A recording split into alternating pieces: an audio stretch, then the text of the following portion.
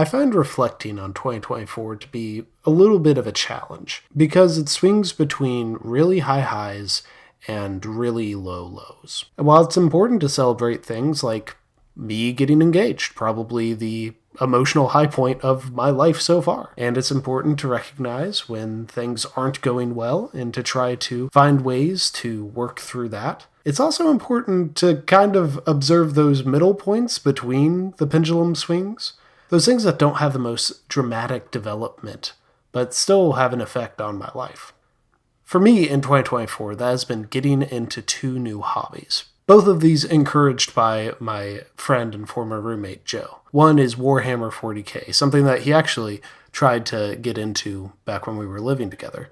However, it's kind of an expensive hobby, and now that we both have a little bit more cash flow, it's a little bit easier for us to get into. So far, that has just been us assembling and painting our Warhammer minifigures, so we haven't actually figured out if we like playing the game yet. But every time I go over to his place to do the repetitive and sometimes frustrating assembly of the figures, I found it to be a very fun and kind of meditative practice.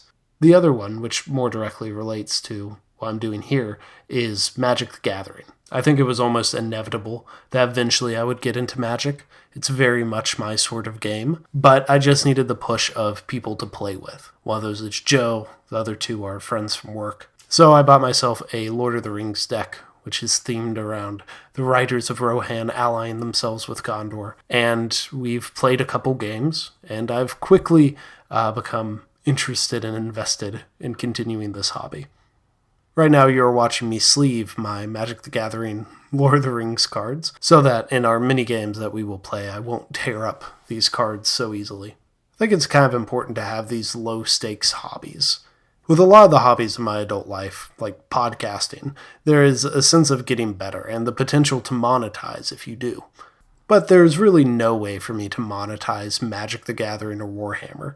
Like, I'm never going to spend enough time to get good enough that I could play in tournaments, and I'm definitely not going to try to turn these into content I don't know enough about either. In fact, this is probably the only time I will mention either on this YouTube channel. And because there is no chance of monetization, it's able to do all those things that hobbies should do.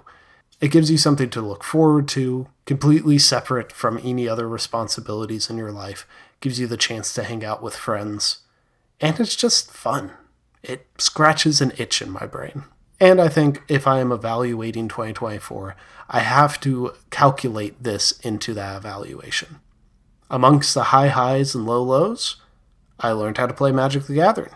And I built a lot of Adeptus Mechanicus figures, which someday I will be able to use in a game.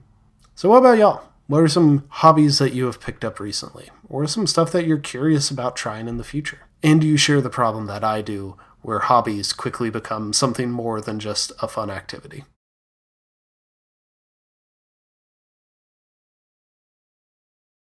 I've been able to take a few videos off of being in front of the camera, and while I'm tempted to continue that trend, I think my next couple will be talking to the camera again. As I continue videos, I do run into the problem of 15 videos gives you a lot less space to do things than 30 videos does, but I definitely want to prioritize things like doing my own everyday quotes video or responding to James's Superman challenge. I'm actually traveling next week, so I'm going to try to get as much of that filmed this weekend so that I can put some of those up while I am out of town. So we'll see how that goes. Until then, I will see you later, my friends and fellow VEDSies.